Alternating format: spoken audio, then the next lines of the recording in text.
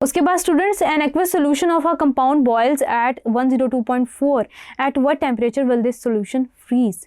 Given that students आपके पास एक बॉइलिंग पॉइंट आ जाता है एक्वस सोल्यूशन का 102.4, बॉइलिंग पॉइंट ऑफ वाटर आ जाता है।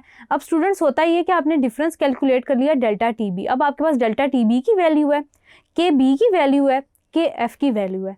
हम क्या करेंगे, इन वैल्यूज़ के थ्रू डेल्टा टी एफ की वैल्यू कैलकुलेट कर रहे होंगे। और वो कैसे कर रहे होंगे हम क्या करेंगे कि इन वैल्यूज़ को, दोनों इक्वेशंस को जो कि मॉलिक्यूलर मास के लिए हैं, उसको हम इक्वेट करेंगे, कैंसिल करेंगे तो पीछे हमारे पास ये फैक्टर रह जाएगा, K F divided by delta T F is equals to K B divided by delta T B. अब क्या करेंगे, हमने डेल्टा टी एफ कैलकुलेट करना है। डेल्टा टी एफ जब हम कैलकुलेट करेंगे, डेल्टा टी एफ उस साइड पे चला जाएगा, इक्वेशन की उस साइड पे चला जाएगा, तो आपके पास ये वाली जो वैल्यू है ये इन्वर्ट हो जाएगी।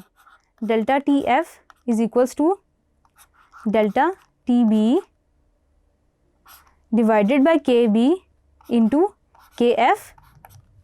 आपके पास वैल्यूज़ पुट करते हैं, वैल्यूज़ पुट की हमने 2.4 डिवाइडेड बाय के बी, आपके पास आ जाता है 0.52, मल्टीप्लाई बाय आपके पास आ जाता है 1.86, 2.4 multiply by 1.86 B equal to 4.464 divided by 0.52, it will be equal to 8.5। Depression in freezing point है तो नेगेटिव में आएगा, 8.5 डिग्री सेल्सियस हमारा आंसर आ जाएगा।